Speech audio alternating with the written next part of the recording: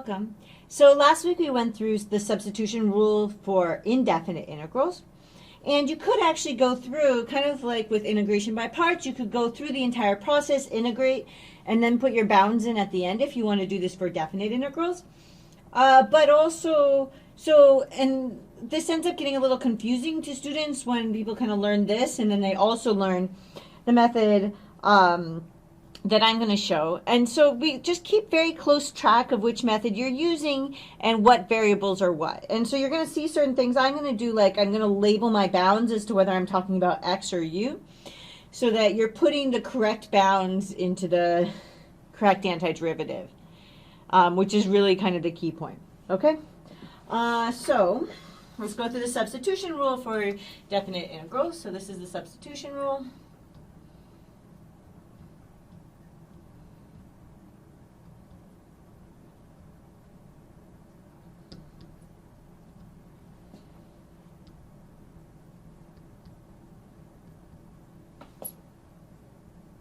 For definite integrals.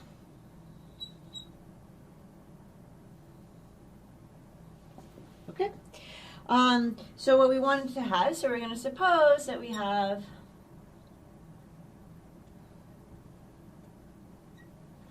so we're going to have g prime is going to be continuous on this interval, on the particular interval. So g prime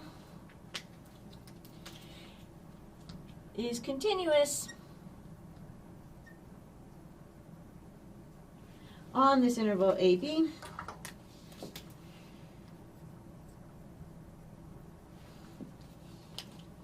And we're going to have that f is going to be continuous on the range of, so f is continuous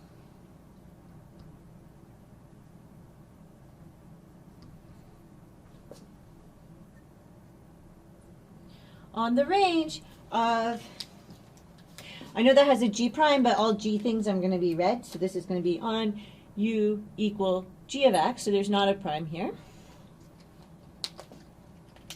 Okay, so this is our setup. If we need to be in the setup in order to be able to do what we want to do, then we're going to have that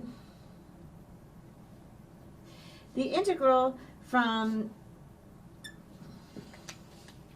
and see, I'm going to be very clear here that we're talking about my bounds being x equals a to x equals b. Okay, so those are x bounds. Okay, and then I'm going to have f. So this is, this should look familiar from when we learned about substitution before. So this is, you have your outside function and your inside function, and the derivative of your inside function should be next door, like this, right?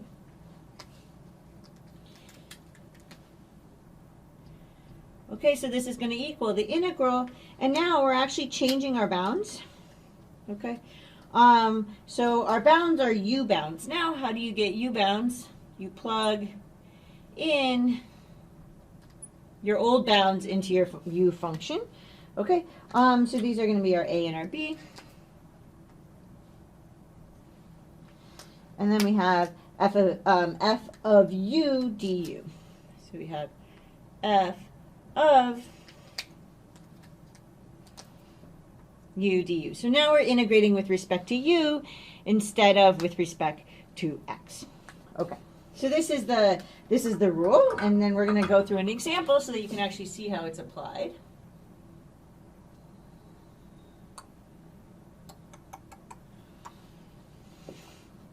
Great. So here's our example.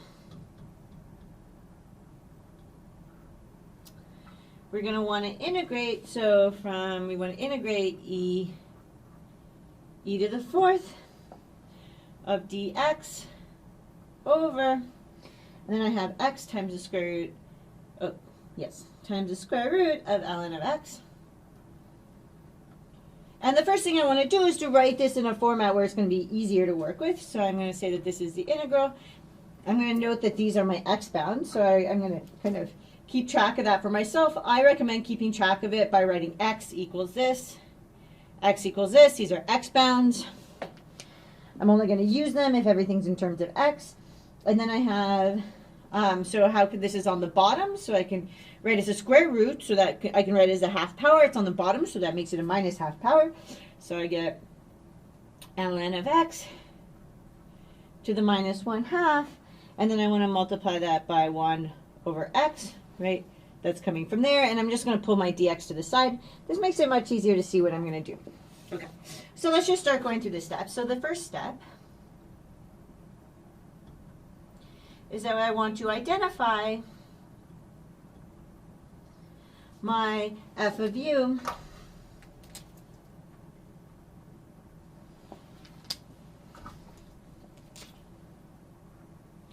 and my u of x.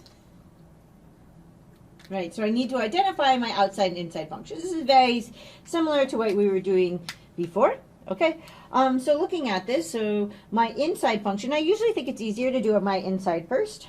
Okay, so this is my inside, like my u equals g of x, right?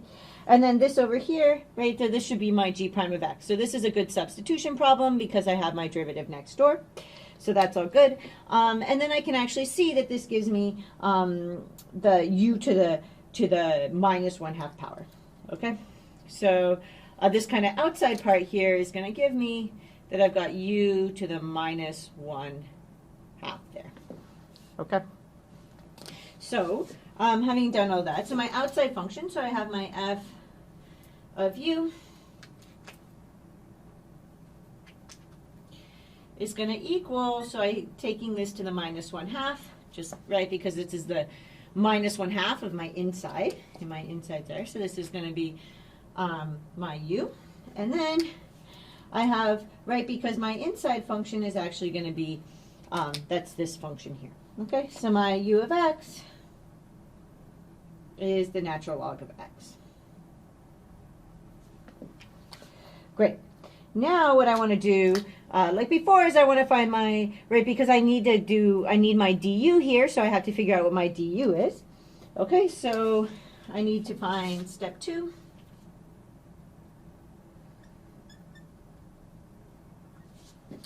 Is that my du is going to equal, so I have to put in my u prime, or my g prime. So this is going to be my u prime of x dx. Okay, here's my u, so I have to find my u prime, which is just 1 over x. Okay, so I'm going to get that here, so this is just going to be du is going to equal, so I'm taking the derivative of u of x. So I just get 1 over x dx.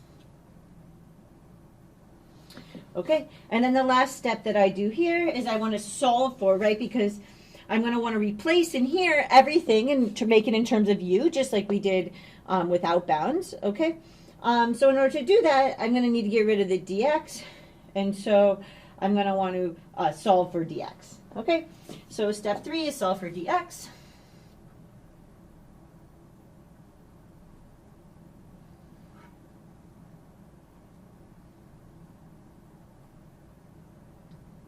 And when I do that here, I just get dx equals x du.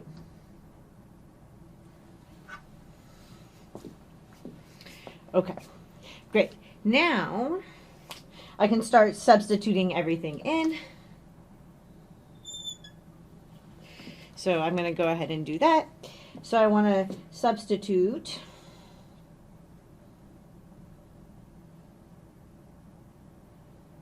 I'm going to actually write over there.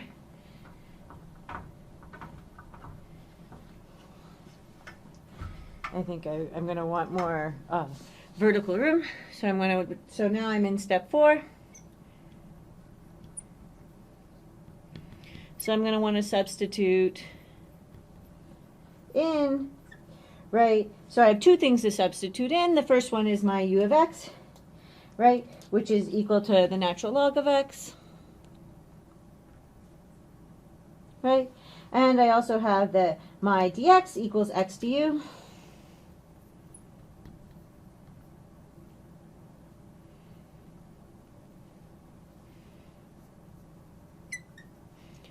So I'm going to want to substitute these 2 things into the integral and change the bounds.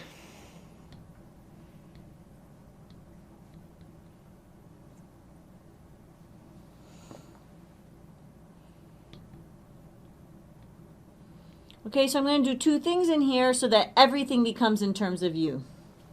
Okay, so we need, so here we go.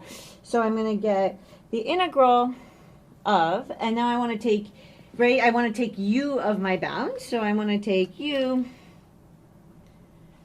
of each of my bounds. So my bounds here were e and e to the fourth. So I want to plug those into u. Okay, so I've got e and e to the fourth of, and now I have, right, so I have u to the minus 1/2.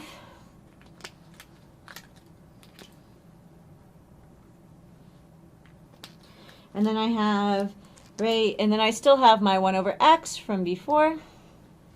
And then I have, and then the last part, so I want to go x du. This came from my, replacing my dx. Okay? And then, lucky for us, these are going to cancel.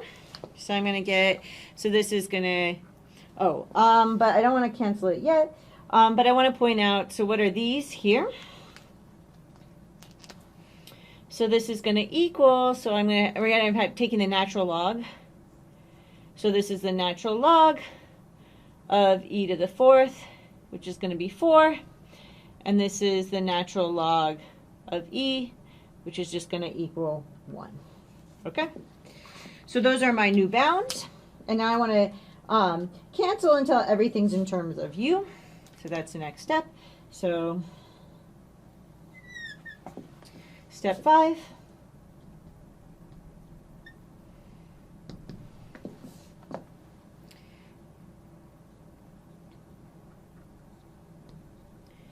Cancel until everything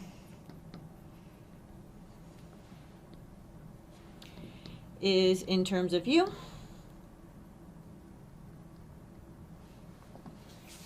Okay, so I'm going to get the integral, and so I can just kind of write these in now. So these are, but it helps me to write u equals 1 and u equals 4 so that I don't forget that I'm in a u world now. Okay, and then these cancel out very nicely, so I'm just going to get, now I have u to the minus 1/2 du. Okay, great. Now, the last thing I need to do is just to integrate. So step 6, integrate with respect to u. So don't get confused by that.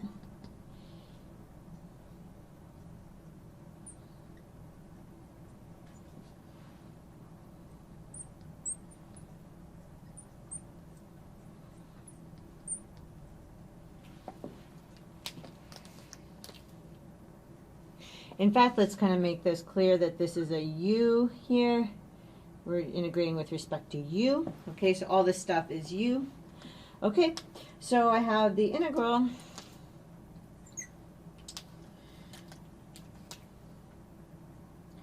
from u equals 1 to u equals 4 of, and then we're going to have a u in here and a du. So then we want to put this, so this is to the minus 1/2.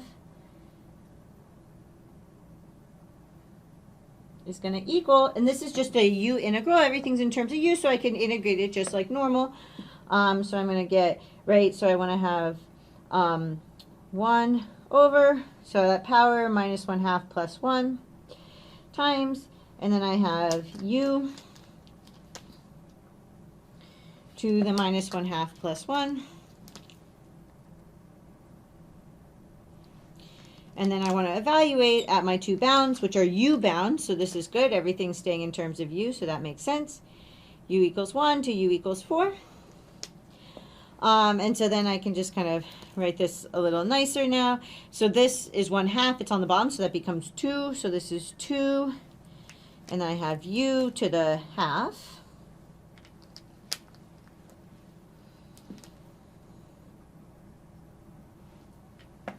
And I'm going to go from u equals 1 to 4. Right? And then we know how to do this super duper carefully. Oops, that's a u equals 4. Right, where I just first replace. So I've got this is going to equal. So I do my something minus my something. ever so carefully. I'm being so careful. Okay, where I write, so I write 2, and then this goes to the 1/2, and 2, and this goes to the 1/2. Okay, and first I put in my 4, and then my 1. Right, so this ends up square rooted, so it becomes 2, so that becomes 4. Right, so this is a 4, and then I'm going to just minus a 2, and so I should get 2.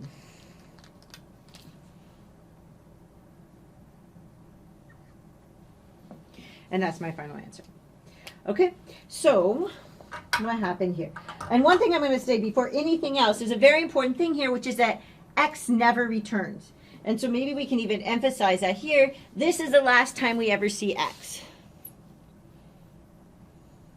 We don't substitute back in for x later.